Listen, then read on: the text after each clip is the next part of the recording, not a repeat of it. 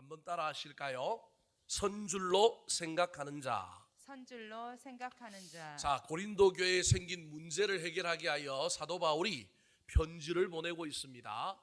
각각의 처한 여러 가지 문제들에 대한 이야기를 하나씩 짚어가면서 해결책을 이야기하고 있던 이 사도 바울이 오늘 본문에 오면 단호하게, 아주 강하고 짧고 굵고 단호하게 강력한 겉면의 말씀을 전하고 있습니다. 그 말씀이 몇 절이냐면 바로 12절입니다. 자, 12절 말씀 같이 한번 읽어볼까요? 시작. 그런즉 선줄로 생각하는 자는 넘어질까 조심하라. 선줄로 생각하는 자는 넘어질까 조심하라. 만약에 제가 여러분에게 이런 얘기했으면 저보고 악담한다고 미워했을 거예요.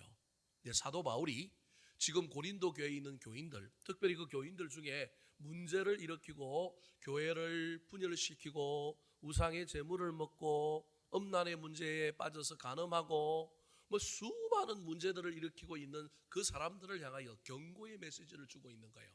그들을 뭐라고 얘기하냐면 너희들은 스스로 선줄로 많은 사람이다? 생각하는 사람이다. 넘어질까 마라? 조심하라. 선줄로 생각하면 큰일 난다. 너희들이 서 있는 것이 아닌데 어찌 그리 교만하여 선줄로 생각하느냐? 조만간에 너희들이 뭐 할 거다? 넘어질 거다. 저기 선줄로 생각하는 자는 글자 그대로 얘기하면 고린도 교회의 문제를 일으키고 있는 사람들이지만 또 다르게 얘기하면 신약 시대에 종교적인 열심만 가득 차고 본질은 잃어버렸던 바리새주의자들을 이야기할 때도 쓰이는 말입니다. 근데 저 이야기가 시공간을 초월하여 오늘날 저와 여러분에게 오면 우리에게도 해당되는 말이라고 하는 사실을 기억하셔야 합니다. 아, 나는 괜찮은 사람이야. 나는 겸손한 사람이야. 난 신앙생활 잘하고 있어. 절대 그렇게 생각하면 안 되고 그 생각하는 순간 나는 어떤 사람이라고요? 선줄로 생각하는 사람이라는 거예요. 서 있을 수는 없어요. 제가 옛날 봉사하던 교회에 자전거를 사랑하는 사람들이 모여갖고 자전거 동호회를 만들었는데 동호회 이름을 뭐라고 지어준 줄 알아요? 선줄로 동호회. 무슨 말입니까? 자전거는 서 있을 수 있어요, 없어요? 잘 몰라요? 서 있으면 자전거는 어떻게 돼요? 넘어져요. 발을 딛지 않고 서 있으면 자전거는 넘어지죠. 그러면 자전거는 어떻게 해야 돼요? 밟아야만이, 굴러야만이 뭐 하는 거예요? 서 있는 거죠. 서 있는 게 아니라 사실은 가고 있는 거죠. 안 넘어지려면 가야 하는 것이 뭐예요? 자전거지요. 자동차하고 달리 자전거는 서 있을 수 있는 존재가 아니에요. 반드시 어떻게 해야 되느냐 하면 굴러가야만 되는 거예요. 굴러가려면 자꾸 페달을 밟아야 되는 거예요. 이게 신앙생활이라는 거예요. 그래서 자전거 동호회, 자전거에 미쳐서 돌아다니는 사람들. 그래서 교회 안에서도 우리 자전거 동호회 만들어가지고 목사님 우리 동호회 만들었는데 좀 교회에서 재정도 좀 지원해 주시고 우리가 어디 가면 차도 좀 빌려주시고 우리가 신앙생활 또 모여서 잘 할 테니까 우리를 위하여 동호회 만들었으니까 기도해 주십시오. 그랬는데 목사님이 가서 저 본문을 갖고 설교하면서 뭐라고 얘기했는지 알아요? 자전거 타고 돌아다니다가 괜히 막걸리 한 잔 먹지 말고 자전거 타고 돌아다니다가 괜히 바람 피지 말고 자전거 타고 돌아다닌다고 신앙생활 엉뚱하게 하지 말고 신앙생활 열심히 해야 된다. 자전거는 굴러야만이 밟아야만이 계속 진행되는 그런 탈 것이다. 신앙생활도 그래야지 멈춰 있는 동안에 멈추면 무조건 넘어지는 거다. 서 있다고 착각하면 큰일 난다. 서 있는 것이 아니라 너희들은 계속해서 서가기 위하여 달리기 위하여 바르게 서기 위하여 신앙의 경주를 하는 자들이다. 그렇게 그 설교를 하는 거예요. 제가 보니까 거기 술꾼도 몇 사람 있고 제가 따라가서 그 설교를 듣고 있는데 술꾼도 몇 사람 있고 거기 자전거가 신인 사람도 몇 사람 있고 하나님이 신이 아니라 뭐가 신이에요? 자전거가 신이라니까요. 그래서 자전거를 몰고 왔는데 자전거 그 얼마짜리냐 물어보니까 1,300만 원짜리래요. 여러분 1,300만 원짜리 자전거 봤어요? 1,300만 원짜리 자전거가 있다니까요. 이거보다 더 비싼 게 있냐 그러니까 그때 당시에 우리나라의 제일 좋은 자전거 한 대가 4,800만 원짜리 자전거가 있대요. 자기가 1,300만 원짜리 자전거를 타는데 더 좋은 걸 타고 싶어서 지금 환장한 사람이라고 옆에 있는 사람들이 다 이야기하는 거예요. 무엇을 좋아하는 게 나쁜 건 아닌데 그것을 좋아하다 보면 그것이 우상이 되고 또 그 일에 어떤 원리를 잘 이해하지 못하면 신앙생활을 그 하는 일과 잘 접목하여 지나갈 수 없는 거예요. 사랑하는 성도 여러분, 선줄로 생각하는 자, 고린도 교회에 있는 사람들, 신약시대에 예수님이 그렇게 지적하고 그렇게 문제 있다고 말했던 바리새인들이 아니라 어쩌면 오늘을 살아가는 목사인 저를 비롯하여 저와 여러분의 신앙생활의 모습일지 모른다는 사실을 기억했으면 좋겠습니다. 서 있는 사람은 없습니다. 선줄로 착각하면 안 됩니다. 서 가려고 넘어지고 자빠지고 계속하여 서려고 신앙의 페달을 밟고 신앙의 힘을 보태서 자꾸 앞으로 나아가서 속력을 붙이려고 애를 써야 합니다. 힘들면 넘어지기도 하고 힘들면 속도를 줄이기도 하지만 그럼에도 불구하고 여전히 저와 여러분은 신앙의 진보와 신앙의 성숙을 위하여 열심을 밟아가는 사람들이 되어야 할 줄로 믿습니다. 자, 그렇다면 오늘 본문에 나오는 이 고린도 교회 교인들을 향하여 사도 바울이 강력하게 질책하면서 이야기하고 있는 선줄로 생각하는 자는 어떤 사람들일까요?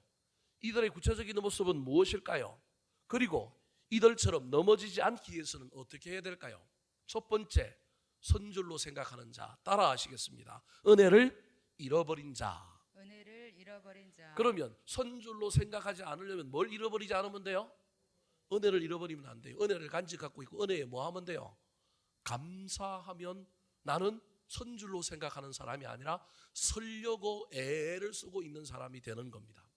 오늘 본문 말씀에서 사도 바울은 이스라엘 백성들의 구약의 역사, 특별히 하나님의 은혜를 입었던 출애굽 이후에 가장 큰 은혜를 입었던 자기 조상들의 이야기를 통하여 이 고린도 교회 교인들을 향하여 너희들이 뭘 잃어버렸느냐 하면 은혜를 잃어버렸는데, 구약의 은혜를 잃어버렸던 사람, 수많은 은혜를 받아놓고도 그 은혜를 잃어버렸던 사람들이 어떻게 되었는지 너희들은 아느냐? 그 얘기를 지금 1절부터 6절에 하고 있는 거예요. 자, 어떤 은혜를 받았을까요? 1절 말씀 같이 한번 읽어볼까요? 시작. 형제들아, 나는 너희가 알지 못하기를 원하지 아니하노니 우리 조상들이 다 구름 아래에 있고 바다 가운데로 지나며 2절까지 읽어볼까요? 시작. 모세에게 속하여 다 구름과 바다에서 세례를 받고. 예, 거기까지요. 1절에 보니까 형제들아, 나는 너희가 알지 못하기를 원하지 아니한다. 너희들이 알았으면 좋겠다. 뭘 알았으면 좋겠냐? 하나님의 은혜를 알았으면 좋겠다라는 거예요. 우리 조상들이 다 구름 아래 있고, 이건 구름 기둥을 얘기하는 거예요. 출애굽하여 구름 기둥의 인도를 따라서 광야의 길을 행하고 바다 가운데를 지났다고 하는 말은 홍해를 지난 것을 얘기하는 겁니다. 죽을 위기에 놓였던 그들을, 길이 없었던 곳에서 길을 만들어 주셨던 너희들, 이 홍해의 놀라운 기적이 은혜였다라는 거예요. 그것을 신약의 이 고린도 교회에 있던 이 시대에는 뭐라고 이야기하느냐? 모세에게 속하여 다 구름과 바다에서 뭘 받고요?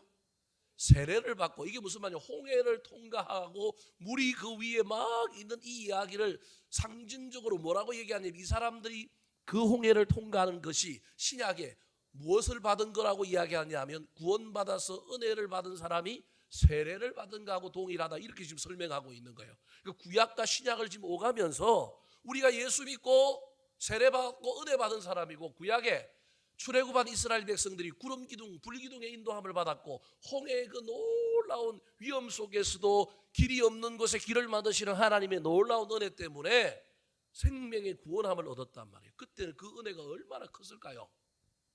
근데 그 은혜가 온데간데 없이 자꾸 광야의 길 가는 동안 사라져 버렸다는 거예요.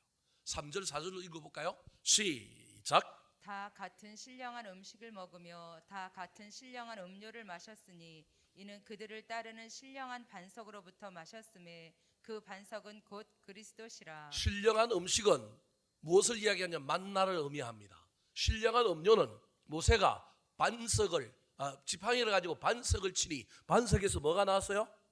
물이 나왔단 말이에요. 이게 구약의 이야기인 거예요. 그런데 신약으로 이걸 연결시켜서 신령한 음식이 뭐냐 하면, 초대교회 교인들이 예수 믿고 구원받고 세례 받은 사람들이, 세례 안 받은 사람은 참석을 못했고, 세례 안 받은 사람은 지하 카타콤 감옥에 예배당에도 못 왔단 말이에요. 세례 받은 사람들만 모여서 뭘 했어요?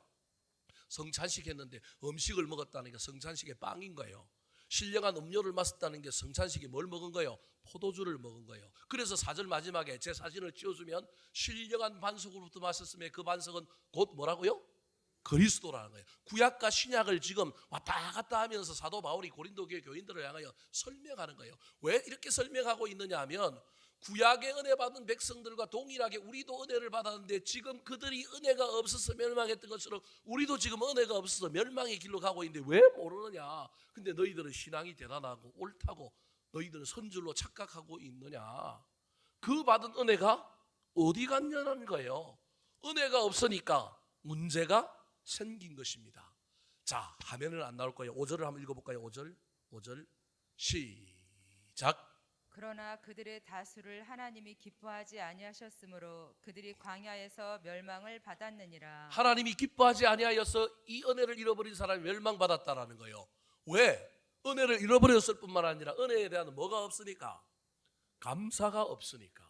사랑하는 성도 여러분, 지금 저와 여러분에게는 은혜가 있습니까? 그 은혜에 대한 감사가 있습니까?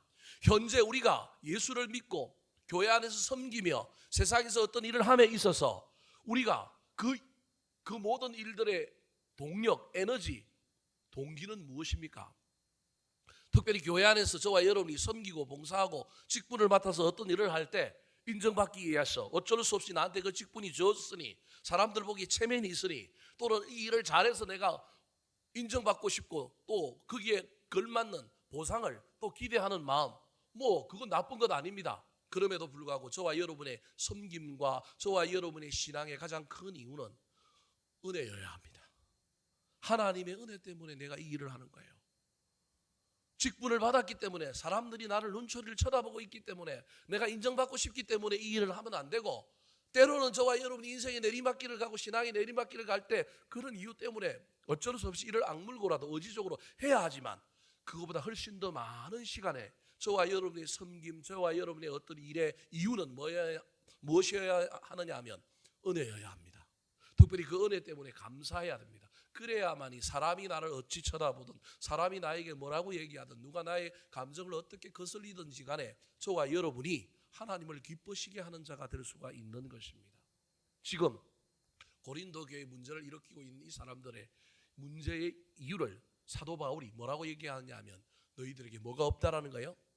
은혜가 없다. 그래서 너희들이 선줄로 뭐하고 있다고요? 착각하고 있다. 선줄로 착각하고 있는데 서 있는 것이 아니라 너희들이 지금 넘어지려고 지금까지 받았던 은혜, 어제 받은 은혜로 오늘을 달려가니 지금은 내리막길이 밟지 않아도 자전거가 어떻게 해요? 굴러가지요. 안 밟아도 굴러가지요. 그래서 내가 지금 잘 가는 것 같지만 조금 있으면 내리막길이 끝나고 오르막길이 오면 밟지 않은 상태에서 그 자전거는 가지 못하고 어떻게 해요? 넘어질 수밖에 없다. 은혜가 있어야 되는데 은혜가 어디로 갔느냐? 사랑하는 성도 여러분, 선줄로 착각하는 자, 선줄로 생각하는 자가 되지 말고 서기 위하여 애를 쓰는 사람들이 되었으면 좋겠습니다. 서기 위하여 애를 쓰려면 그때 그 애가 정말로 힘들게 용을 쓰는 애가 아니라 은혜에 대하여 감사함으로 그 은혜 때문에 저와 여러분이 기쁨으로 그 일을 감당함으로 더 큰 은혜가 넘치는 것을 경험하게 되기를 우리 구주 예수 그리스도의 이름으로 축원합니다. 두 번째, 선줄로 생각하는 사람, 선줄로 착각하는 사람은 어떤 사람일까요? 넘어지지 않기 위해서는 그럼 어떻게 해야 될까요? 따라 하시겠습니다. 반면 교사에게서 배우지 않는 자. 반면 교사에게서 배우지 않는 자. 영적인 민감성을 가진 사람은 문제나 상황이나 또는 다른 사람에게서 배우는 사람입니다. 그 사건을 통하여, 그 사람을 통하여, 그 일을 통하여 나를 점검하는 사람이 영적인 민감성을 가지고 있는 사람입니다. 그런데 이 영적인 민감성을 가지고 있는 사람은 여러분 그 안에 반드시 뭐가 있느냐 하면 은혜가 있기 때문에 그렇습니다. 은혜는 여러분 위로부터 내려온 거기 때문에 그 출처를 늘 바라보게 되어 있습니다. 그래서 세상을 바라보고 나를 바라보면서도 이 은혜를 주신 하나님께 늘 초점이 있고 매달려 있다 보면 그 하나님의 놀라운 은혜의 관점 속에서 사람을 보고 문제를 볼 수 있습니다. 그래서 은혜가 있는 사람은 너그럽습니다. 은혜가 있는 사람은 열려 있습니다. 은혜가 있는 사람은 타인을 통하여, 다른 사건을 통하여, 다른 상황을 통하여 뭐 하려고 하느냐 하면 배우는 사람입니다. 남을 정죄하고 남을 판단하고 저거 저럴 줄 알았다, 제가 있어서 그렇다, 문제 있다 이렇게 말하는 것이 아니라, 남의 눈에 티를 찾아내려고 하는 것이 아니라 남의 눈에 있는 티를 보면서 내 눈에 덜보를 찾아내고 그것을 빼내는 사람이 바로 은혜를 가지고 있는 사람입니다. 오늘 본문에는 이 앞에 나왔던 이 은혜를 잃어버린 사람들이 어떻게 했냐면 다 뭐 했느냐면 멸망했다라는 거예요. 그 멸망했던 이야기를 기록해 놓은 이유는 뭐냐 하면 후대의 사람들이 이 사람들을 반면교사로 삼아서 본보기로 삼아서 배우라는 거예요. 그래서 사람이 교만하면, 선질로 착각한 사람은 교만한 사람인데 교만하면 남한테 배우지 않는 거예요. 목사들 중에서도 간혹 모임에 가면 자기 이야기만 됐다 하고 남 얘기에 흥을 맞춰주고 궁금해하고, 야 그거 어떻게 되냐, 너네 교회는 어떡하냐, 야 그거 나한테 좀 팁을 좀 줘봐라, 뭔가를 배우려고 하는 사람이 있는가 하면 됐다 자기 교회 자랑만 하고 자기 이야기만 하고 전혀 배우려고 하지 않는 태도를 가진 사람들이 얼마나 많은지 모릅니다. 너무 호기심이 많은 것도 문제지만 여러분, 사람이 사람에게서 배우지 않으면 큰일 납니다. 자식도 부모에게 배우고요, 부모도 자식에게서 배웁니다. 그래서 저와 여러분은 반드시 호기심 많고 탐구심 많은 마음으로, 특별히 신앙적인 측면에서는 직분의 고하를 막론하고 우리는 각자의 영역에서 역사하시는 하나님의 은혜가 각 사람에게 나와 다른 어떤 상황 속에서 다른 어떤 은사로 다른 어떤 것으로 있을 수 있다는 것을 잊어버리면 안 됩니다. 그래서 목사도 교인들한테 배우는 겁니다. 우리 교인들한테 배울 게 얼마나 많은지 모릅니다. 만약에 제가 목사 안 됐다면 정말로 저 교인들처럼 신앙생활 할 수 있을까? 그런 생각이 들 정도로 얼마나 많은 교훈을 주고 저에게 도전을 주고 있는 사람들이 많은지 모릅니다.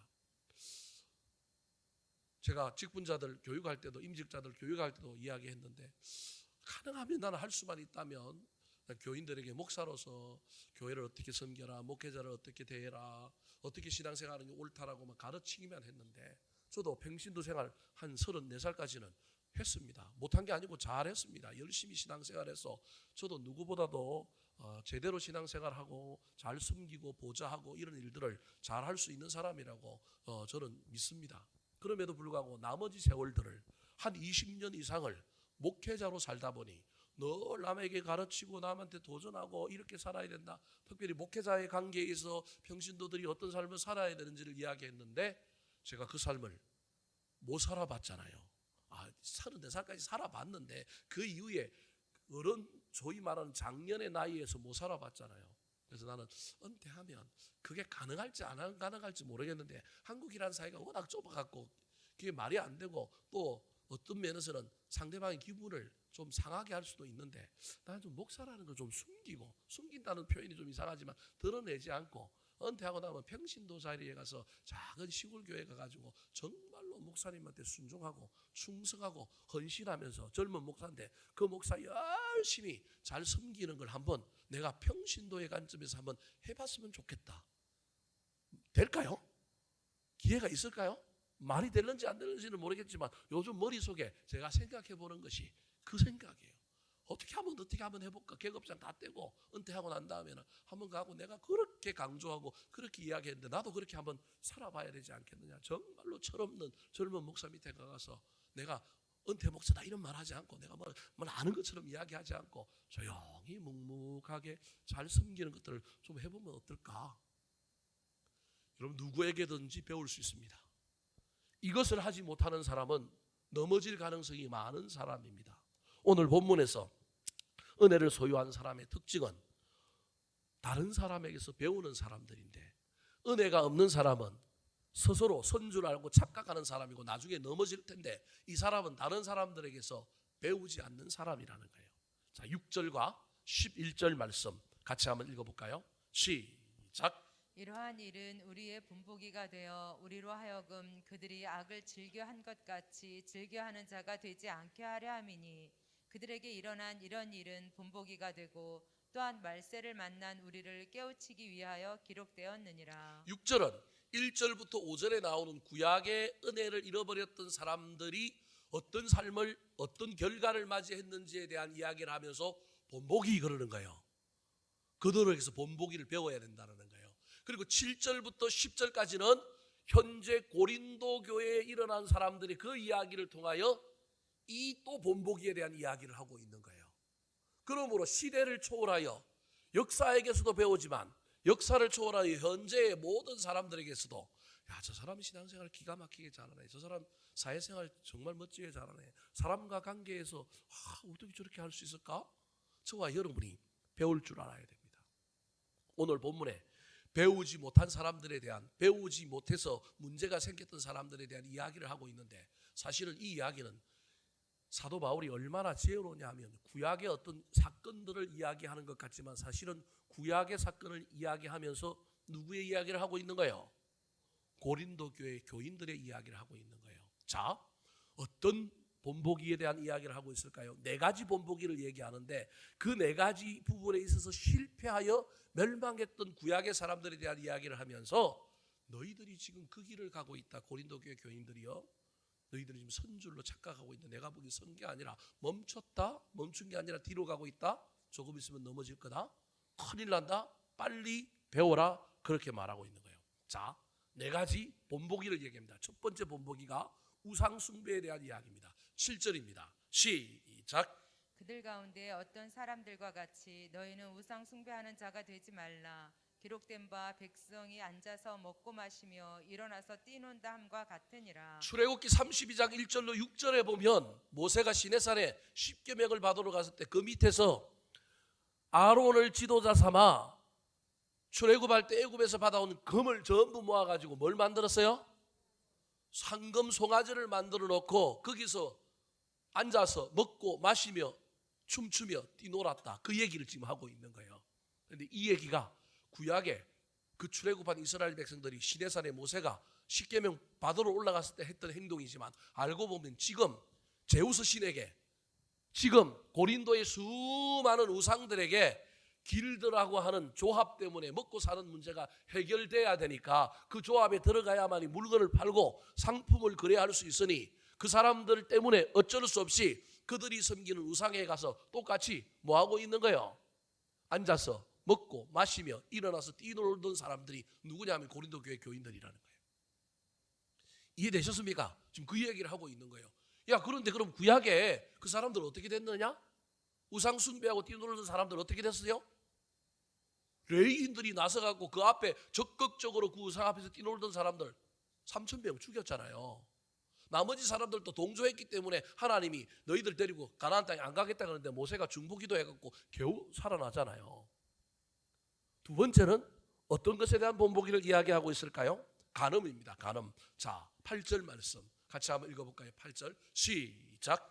그들 중에 어떤 사람들이 음행하다가 하루에 23,000명이 죽었나니 우리는 그들과 같이 음행하지 말자. 자, 시딤이라는 곳에 이르렀을 때 발람이라고 하는 모압 왕이 이스라엘이 자꾸 크고 강대해지니까 저주해서 저들을 영적으로 재앙을 내리게 하려고 그 당시 가장 좀 신령한 선지자였던 발락이라고 하는 사람을 초대해가지고 높은 산에 올라가가지고 이스라엘 백성들에게 뭘 해달라 그러는 거예요? 저주를 해달라 그러는 거예요. 근데 우리가 잘 아는 것처럼 이 발락이라고 하는 발람이라고 하는 선지자가 발락 왕에게 모압 왕에게 가다가 나귀가 갑자기 말하는 바람에 정신을 차려가지고 하나님을 만나잖아요. 그래서 3번 산을 옮겨가면서 수많은 돈을 주고 모압 왕 발락이 발람에게 이스라엘 백성을 저주해달라 그러는데 저주하지 않고 뭘 해버려요? 축복하잖아요. 방법이 없는 거예요. 발람 입장에서 하나님을 만나고 하나님이 자기한테 영적으로 통제를 했으니까. 그래서 돌아갑니다. 돌아가는데 모압 왕이 사람을 보내가지고 또 이야기합니다. 이 발람에게 다시 한 번 더 저들을 향하여 저주해달라 그러고 나는 할 수 없는데 내가 뭘 알려주겠다고요? 계책을 알려주겠다라는 거예요. 그 계책이 뭐냐 하면 이쁜 여자들을 데리고 와갖고 미디안 여자들이 이쁜데 그 여자들을 데리고 가지고 엄란한 파티를 벌리면 이스라엘 남자들이 몇 사람이 와갖고 거기에 재미를 붙여가지고 그들하고 놀다가 여자들이 이끌고 우리 시내에 가서 절 좀 하자 하고 데리고 가면 여자들이 이미 취했기 때문에 이 남자들이 끌려가서 뭐 할 거라는 거예요? 절할 거라는 거예요. 그렇게 해가지고 바알이라고 하는 우상에게 절을 했는데 그래서 그 동네 이름을 뭐라고 지은 바알 볼 이렇게 지었단 말이에요. 중요한 건 우상의 신전에 가서 절한 것까지는 괜찮은데 그 절하고 오던 사람이 여자한테 푹 빠져갖고 여자를 어떻게 한 거예요? 이스라엘 진영으로 데리고 왔고 자기 막사에서 엄란한 행위를 한 거예요. 고습이라고 하는 여자를 데리고 온 거예요. 시몬 지파의 시멀이라고 하는 사람이 족장인데 이 족장이 거기 갔다가 우상에게 절하고 거기서 만났던 여자가 너무 마음에 들었고 이 여자를 이 진영으로 데리고 온 거예요. 이건 엄청난 문제예요. 바깥에 나가서 죄 지은 것까지는 그것도 나쁜 거예요. 교회 바깥에서 죄 지은 것도 나쁜 건데 이걸 따지고 보면 어디로 갖고 들어온 거예요? 교회 안으로 데리고 들어와서 그 이스라엘 진영에서 자기 장막에서 엄란한 짓을 한 거예요. 이걸 보고 있다가 아론의 아들 비느하스가 창을 들고 와서 두 사람을 한 방에 그냥 꿰뚫어 죽이잖아요. 이건 우리로 치면 살인 이런 의미가 아니라 영적인 어떤 부분에서 엄청난 진영을 하나님의 진영이라고 하는 것은 이스라엘 백성들의 진영이라고 하는 건 오늘날로 치면 성전에 해당되는 그걸 더럽혔다라고 하는 영적인 질서의 위배이기 때문에 엄청난 화를 가지고 비느하스가 창을 던져서 그 둘을 죽여요. 그래서 나중에 비느하스가 어떻게 되면 대제사장이 된단 말이에요. 이때 하나님이 노여워해가지고 그때 갔다 왔던 사람들 뿐만 아니라 그 주변에 동조했던 사람들을 죽였는데 몇 명이 죽었다고요? 저기 나와 있잖아요. 몇 명이 죽었다고요? 23,000명 죽은 거예요. 23,000명. 여러분 저 이야기가 어떤 이야기하고 연결되느냐 하면 여러분 이 2세대의 이야기란 말이에요. 1세대가 우상숭배하여 시내산에 올라갔던 모세가 내려오지 않으니 금송아지를 만든 거하고 동일하게 전 2세대가 지금 어디로 들어가야 되느냐 하면 가나안 땅에 들어가려고 하고 있는 인구를 조사하고 가나안 땅에서 이제 가나안 땅으로 들어가려고 하고 있는 이때에 이런 일이 일어난 거예요. 이건 뭐냐 하면 하나님의 공동체를 파괴하려고 하는 악한 마귀의 어떤 영적인 계략으로 이해하는 거예요. 그래서 이 사건과 출애굽 때 시내산의 우상숭배 사건을 동일한 위치에 놓고 성경이 이해를 해요. 몰라도 됩니다. 여하튼 지금 저 간음에 대한 이야기를 하면서 그 간음했던 사람들 죽었다라는 거예요.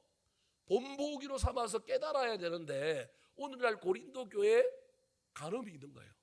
교회 안에도 간음이 있고 세상 바깥에 나갔어도 제우스 신에게 바알 신에게 우상 신에게 그들에게 절하면서 그들에게 예배 드릴 때 그 속에 있는 소위 말하는 여성 사제와 엄란한 일들을 하고 또 하나님 교회에 와서 예배 드리는 그런 교인들이 고린도 교회 안에 있는 거예요. 오늘날 우리로는 이해가 안 되는 이야기지만 그 시대에 문화가 그런 만연한 문화가 있다 보니 그걸 해도 거리낌이 없는 거예요. 이중생활이 가능한 거예요. 문화가 그렇고 어떤 상권의 문제, 경제적인 문제 때문에 이게 하지 않으면 안 되는 문제 속에 있다 보니 이런 일이 벌어진 거예요. 세 번째, 시험에 대한 이야기입니다. 자, 9절 말씀 같이 한번 읽어볼까요? 시작. 그들 가운데 어떤 사람들이 주를 시험하다가 뱀에게 멸망하였나니 우리는 그들과 같이 시험하지 말자. 자, 시험하다가라고 하는 말은 저 시험은 다르게 단어로 바꾸면 신뢰라고 하는 말과 바꾸면 됩니다. 저건 구약의 어떤 이야기냐 하면 민수기 21장 4절로 9절에 보면 이스라엘 백성들이 가나안 땅을 향하여 가려고 할 때 에돔 땅을 지나갑니다. 근데 에돔 땅을 지나가는데 에돔이 자기들 친척이잖아요. 길 좀 열어주세요. 그러니까 에돔이 열어줘요, 안 열어줘요? 안 열어주는 거예요. 그럼 에돔 땅을 지나가면 편한 길을 갈 수 있는데 안 열어주니까 모세가 친척들하고 싸울 필요 있나? 안 열어줘서 괘씸하긴 하지만 우리가 어떻게 가자고요? 돌아서 가자 그러는 거예요. 돌아서 가니까 길이 좋아요, 나빠요? 나쁜 거예요. 길이 나쁘니까 백성들이 가다가 뭐 한 거예요? 원망을 디립다 하는 거예요. 40년 동안 원망을 듣는데 지금 이게 이제 민수기 21장 이때부터는 다 어디로 가는 거냐면 2세대 쪽으로 가는 이야기란 말이에요. 40년 동안 원망을 들었는데 그 원망 속에 다 죽었는데도 불구하고 2세대도 또 뭐 하고 있는 거예요? 또 원망하는 거예요. 그러니까 하나님이 야, 이 인간들 안 변하네. 그래서 뭘 보낸 거예요?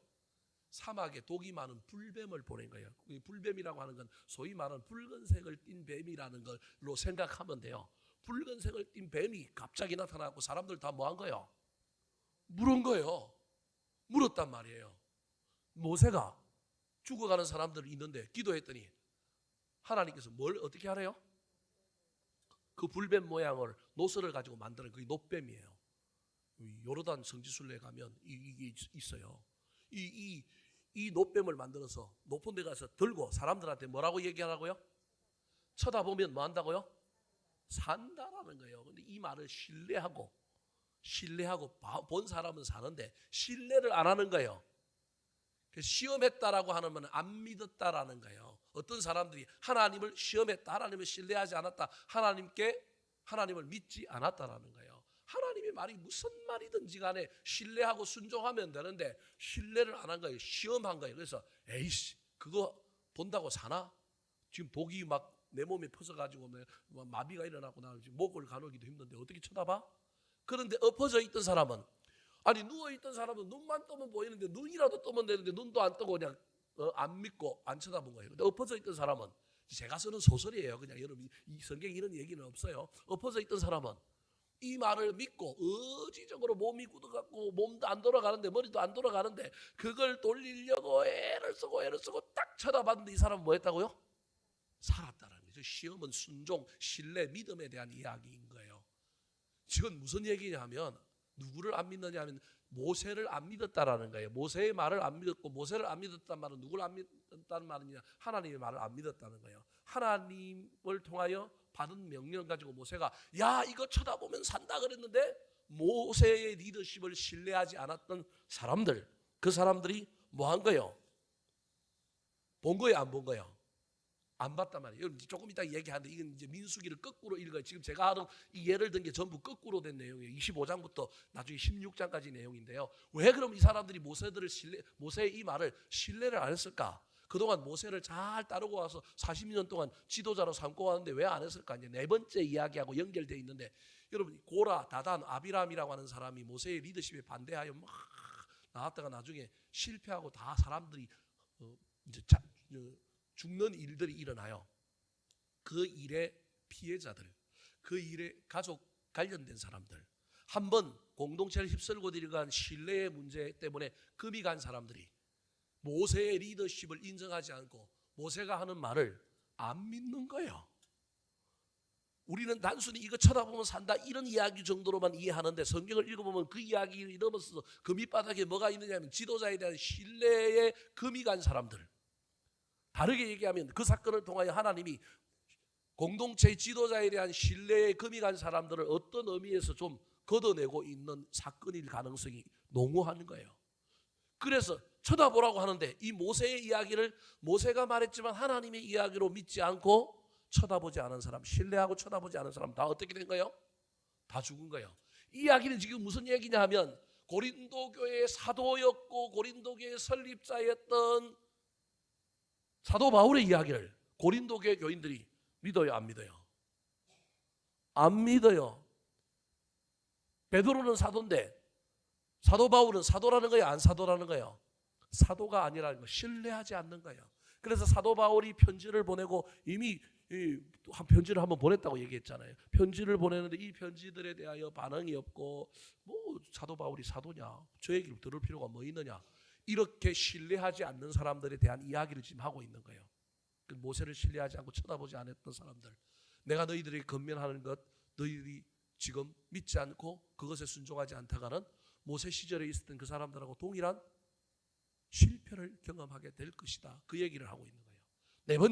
네 번째가 바로 거역과 대적과 반역에 대한 이야기입니다. 10절 같이 한번 읽어볼까요? 시작. 그들 가운데 어떤 사람들이 원망하다가 멸망시키는 자에게 멸망하였나니 너희는 그들과 같이 원망하지 말라. 이제 이게 민수기 16장에 나오는 이야기예요. 아까 이야기했던 고라와 다단과 아비람과 온이라고 하는 네 지파의 족장들이 나서서 아니 무슨 모세와 아론만 우리의 지도자냐? 우리도 지도자다. 그래서 모세가 어떻게 해요? 전부 지팡이 갖고 오라 그러고요. 그 지팡이를 다 하나님의 법궤 앞에 갖다 놨다가 그 다음날 가보니까 누구의 지팡이에만 싹이 났어요? 아론의 지팡이만 싹이 났잖아요. 그리고 그럼 좋다, 너희들도 제사장 노릇 할 수 있고 너희들도 할 수 있다며, 그럼 전부 하나님께 제단에 제사 드리러 가자 그러면서 불을 다 갖고 오라 그랬어요. 근데 어떻게 됐어요? 하나님께 드리러 갔던 그 불이 누구를 살랐어요? 하나님께 들어가는 이 불이 꺼지지 않는 불처럼 훅 해가지고 이 고란과 다단과 아벨랑과 온이라고 하는 사람들을 살른 거예요. 그리고 그들과 함께 했던 가족들은 전부 어떻게 됐느냐 하면 땅이 갈라서 지진이 나서 어떻게 됐어요? 삼킴바 되었단 말이에요. 그러니까 대적한 사람들, 거역한 사람들에 대한 이야기를 하고 있는 거예요. 그러면서 지금 뭐라고 얘기하냐면 고린도 교회 교인들이 사도 바울을 향하여 사도 바울을 믿지 않는 걸 넘어서서 뭐까지 하고 있느냐 하면 대적하고 있는 이야기까지 하고 있는 이야기를 여기서 점검하는 거예요. 자, 내용은 다 몰라도 좋습니다. 우상 숭배, 간음, 그 다음에 순종, 시험, 신뢰에 대한 문제, 그 다음에 거역과 원망과 대적에 대한 문제, 뭐 이런 거 몰라도 좋습니다. 중요한 건 지금 사도 바울의 논리가 뭐냐 하면 선줄로 착각하는 사람은 역사 속에서도 미래 속에서도 현재의 상황과 다른 사람 속에서도 배우려고 한다 안 한다? 안 한다. 왜? 내가 옳은데, 내가 최고인데. 다르게 얘기하면 내가 최고인데 내가 옳은데라고 이야기하는 순간 그 사람은 뭐한 사람이에요? 교만한 사람이죠. 교만한 사람이 있고 누가 없는 거예요? 하나님이 없는 거예요. 하나님이 없으니 그 사람에게는 은혜도 없는 거예요. 그러니까 남한테 배우려고 하지 않는 거예요. 그럼에도 불구하고 하나님은 지금 시시각각 심판의 길로 몰아가고 있는데 이때 정신을 차려서 돌이키고 회개하고 다시금 은혜의 길로 걸어가야 되는데 그 길을 가지 않으면 심판받는다라는 거예요. 사랑하는 성도 여러분, 꼭 심판까지는 아니더라도 저와 여러분 인생 가운데 실패와 좌절이 있는 것은 우리가 내가 아무리 감각이 뛰어나고 내가 아무리 지혜가 뛰어나고 내가 아무리 뭐가 뛰어난다 할지라도 다른 사람에게 배우려고 애를 써야 합니다. 그래서 신앙생활은 배우는 겁니다. 왜 그래야 되는지 아십니까? 배우려고 하는 자세가 겸손이기 때문에 그럽니다. 배우지 않으려고 하는 자세가 교만이기 때문에 그러는 거예요. 그래서 꼭 배워야 되느냐 배우지 않아야 되느냐의 문제가 아니라 그 이야기 속에 깔려 있는 것이 있는데 그게 뭐냐 하면 교만과 겸손이 그 안에 깔려 있기 때문에 그렇습니다. 사랑하는 성도 여러분, 지금 저와 여러분은 영적인 민감성을 소유한 사람입니까? 무디고 감각이 없는 자는 아닙니까? 어떤 상황 속에서 어떤 일어나는 사건 속에서 그 사건을 그냥 바라만 보고 있는 것은 아닙니까? 그 사건을 통하여 그 사건의 거울 앞에 나를 좀 비춰보고 나에게는 뭐 문제가 없는가? 내가 어디에서 떨어졌는가? 나는 지금 제대로 가고 있는가? 살펴보고 있는 사람은 없습니까? 그런 사람이 정말로 멋진 사람이요 제대로 된 신앙생활을 하는 사람들입니다. 내 눈에 들보는 보지 않고 다른 사람의 눈에 티만 빼려고 하지 말고 저와 여러분이 선줄로 착각하는 순간 우리는 듣지 않고 배우지 않으려고 하는 사람이지만 내가 계속해서 설려고 애를 쓰는 사람은 남의 실패 속에 남의 성공 속에 남의 이야기 속에 내 것으로 이해하여 나에게 적용하고 배우고 나를 살펴볼 줄 아는 사람, 하나님께서 그 사람에게 더 멀리 가고 더 빨리 가게 하고 더 아름답게 가게 해주는 놀라운 일을 일으킨다는 사실을 기억하는 저와 여러분 되기를 예수님의 이름으로 축원합니다. 마지막으로 선줄로 생각하는 사람, 선줄로 착각하는 사람은 어떤 사람일까요? 왜 이 사람이 선줄로 착각한 사람이 되었을까요? 그 사람에게 없는 건 뭘까요? 따라 하시겠습니다. 시험을 당해도 기도하지 않는 자. 시험을 당해도 기도하지 않는 자, 선줄로 생각하는 자, 한마디로 이야기하면 교만한 자입니다. 교만한 자는 아까도 이야기했던 좀 누가 없는 거냐 하면 하나님이 없어요. 하나님이 주인이 아니라 자기가 주인입니다. 이런 사람에게 어떤 고난, 환난, 시험이 오면 이 사람들의 반응은 어떤 반응이냐 하면 하나님이 이것을 왜 주셨을까 이런 생각을 안 합니다. 교만한 사람, 선주로 착각한 사람이 교만을 딱 당하면 1차적으로 하는 이유는 뭐냐면 자신들이 똑똑하고 능력 있고 가진 것이 있기 때문에 누구 힘으로 해결하려고 그래요? 내 힘으로. 그러니까 하나님이 개입할 여지가 없어요. 고난 당했는데 시험이 왔는데 문제가 생겼는데 자기 힘으로 하는 거예요. 자기 힘으로 하다가 안 되면 다른 사람의 힘을 빌려서 또 하려고 해요. 그래도 안 되면 그 다음부터는 무엇이 오느냐 하면 왜 나한테 이런 일이 왔지? 좋은 의미의 이런 게 아니라 하나님에 대한 원망인 거예요. 난 잘못한 게 없는데 난 이렇게 멋지게 신앙생활 잘하고 있는데 왜 나한테 이런 일을 주셔서 나를 이렇게 힘들게 만들고 나를 어렵게 하는가? 하나님을 향하여 지난주에 설교했던 것처럼 원망하고, 하나님을 향하여, 사람들을 향하여 나는 아무런 죄가 없는데 애매히 뭘 당한다고요? 고난을 당한다라고 생각하는 사람들이라는 거예요. 잘 기억하셔야 됩니다. 선줄로 착각한 사람, 내가 섰기 때문에, 나는 흠이 없고 나는 문제가 없기 때문에 나에게 벌어지는 일들 뒤에 하나님이 계신다, 이유가 있다, 어떤 일을 통하여 하나님이 무엇을 하시려고 한다는 생각을 안 한다니까요. 그래서 내 힘과 내 능력으로 이걸 해결해 보려고 내가 동원할 수 있는 모든 수단을 동원해서 해결해 보려고 했는데 안 된다.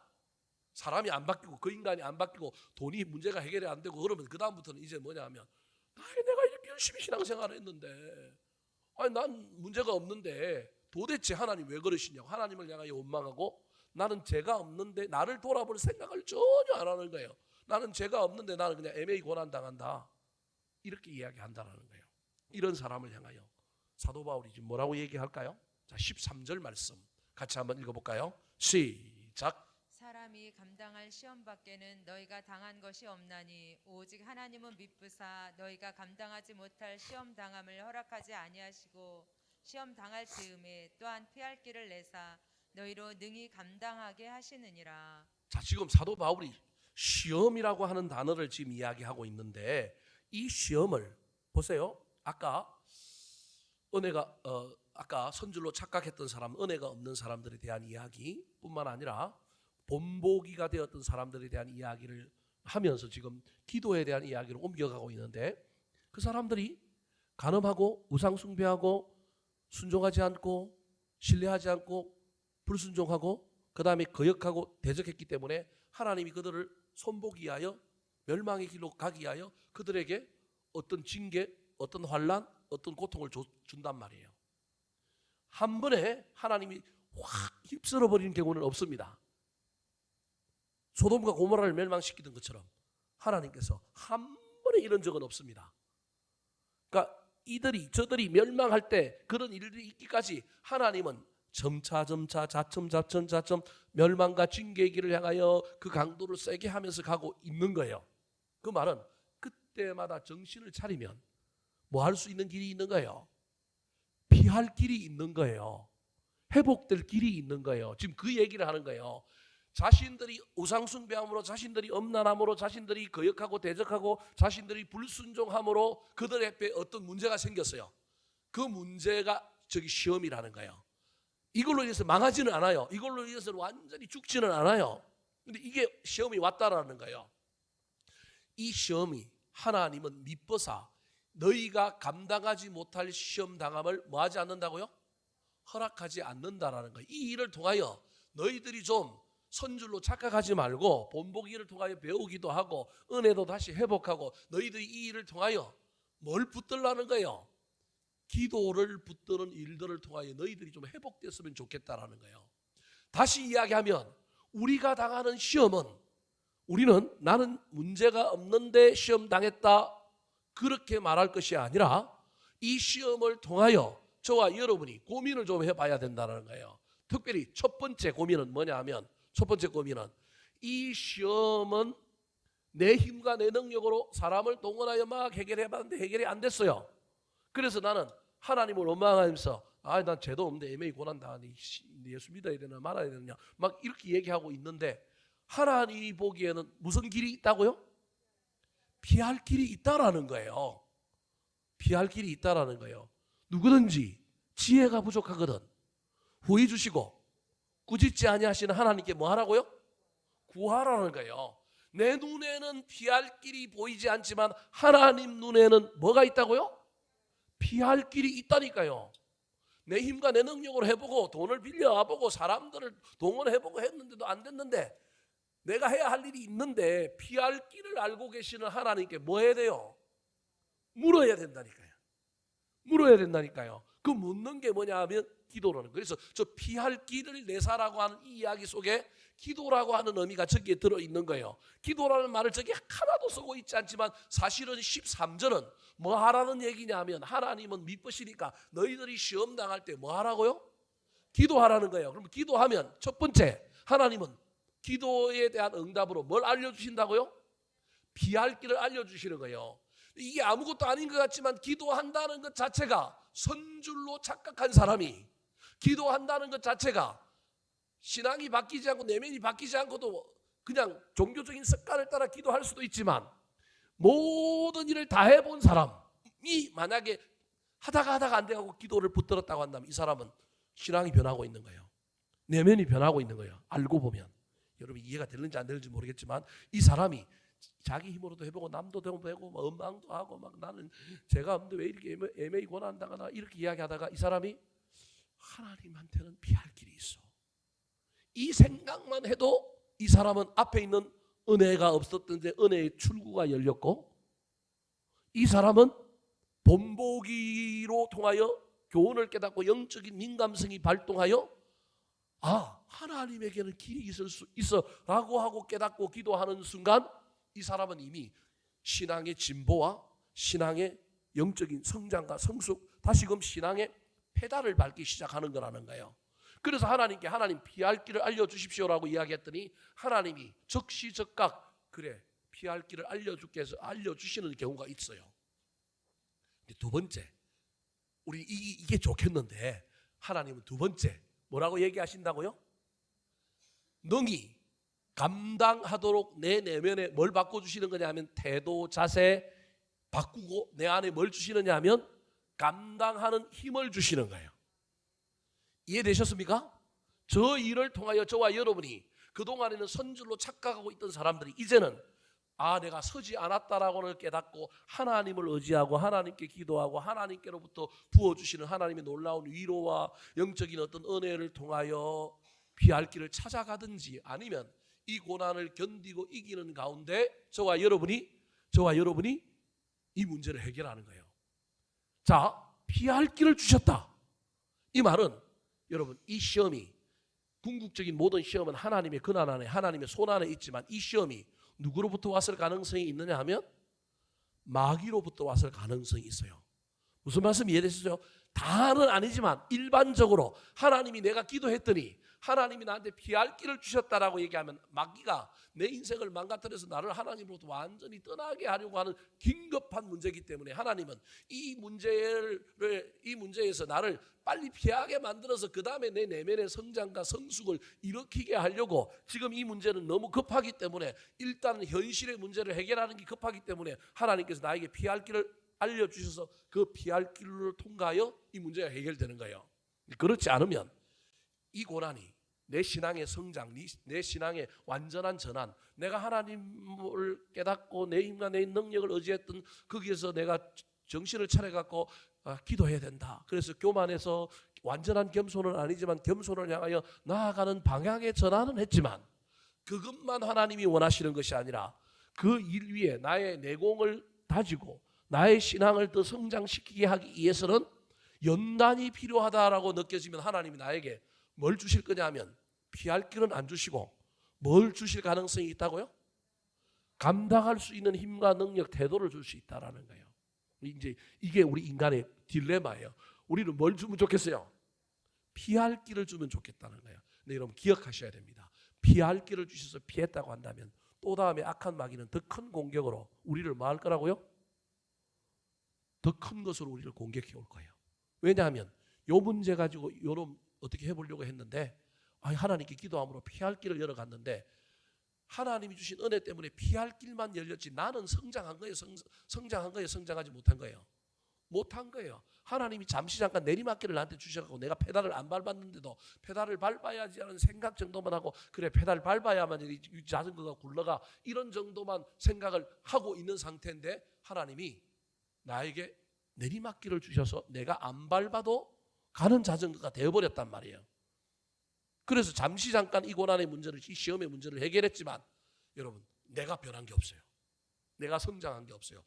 그 시기로 보면 우리는 피할 길을 주시는 것이 훨씬 더 좋겠는데 궁극적인 차원에서는 피할 길을 주시는 것보다는 제가 목회자니까 여러분에게 얘기하는 거예요. 피할 길을 주시는 것보다는 나를 단련시켜 주시는 것이 훨씬 더 유익하다. 그래도 여러분은 피할 길을 주시는 게 좋겠죠? 하나님이 어떻게 하실지 이거는 우리 하나님 마음이니까 하나님께 맡기고 이 두 가지를 저와 여러분이 이해를 할 수 있어야 된다는 거예요. 피할 길을 주시기도 하고 능히 뭐 하기도 하시기도 한다고요? 감당하게 하시느니라. 근데 이 두 가지는 반드시 무엇을 통과하느냐 하면 기도라고 하는 채널을 통과하는 거예요. 그래서 시험 당할 때 우리 하나님이 믿으시고 이유가 있고 하나님이 섭리가 있고 하나님의 그 모든 것이 있음을 믿고 저와 여러분이 기도로 전환할 줄 알아야 되는데, 선줄로 생각하는 사람, 선줄로 착각하는 사람은 기도로 전환이 잘 안 돼요. 본인이 기도한다고 얘기하는데 기도가 아니고요. 그 기도는 정말로 끈질긴 기도요, 정말로 간절한 기도라는데 그게 아니라 그냥 슬쩍 한번 기도하고 마는 정도, 그 기도를 얘기하는 게 아니라는 거예요. 정말로 내가 하나님을 의지하지 않았구나, 내 인생 내 힘으로 하려고 그랬구나, 잘못됐구나, 내 신앙의 태도가 옳지 못하구나, 내가 하나님을 의지해야 이게 살 길이 열리는구나 깨닫고 하나님께 하나님을 붙들고 기도할 때 피할 길을 주시고 내가 그 고난을 감당하여 이길 수 있고 성장하는 놀라운 그 길을 열어주신다는 것입니다. 말씀을 마치려고 합니다. 사랑하는 성도 여러분, 신앙생활에 제일 어려운 것이 때가 묻는 겁니다. 신앙생활에 제일 어려운 것이 세월 앞에 나도 모르는 사이에 녹이 썰어가는 것입니다. 그래서 여러분, 닦고 조이고 기름치는 일이 얼마나 중요한지 모릅니다. 사용하지 않고 그대로 두면 반드시 문제가 생깁니다.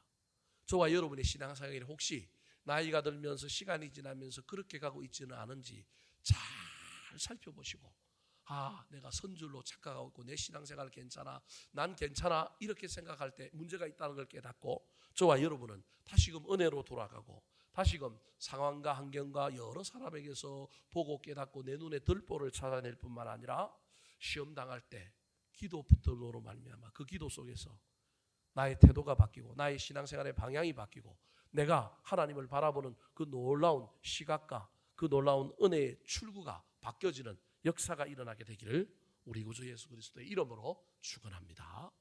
한번 따라 하실까요? 선줄로 생각하는 자, 선줄로 생각하는 자, 은혜를 잃어버린 자, 은혜를 잃어버린 자, 반면 교사에게서 배우지 않는 자, 반면 교사에게서 배우지 않는 자, 시험을 당해도 기도하지 않는 자, 시험을 당해도 기도하지 않는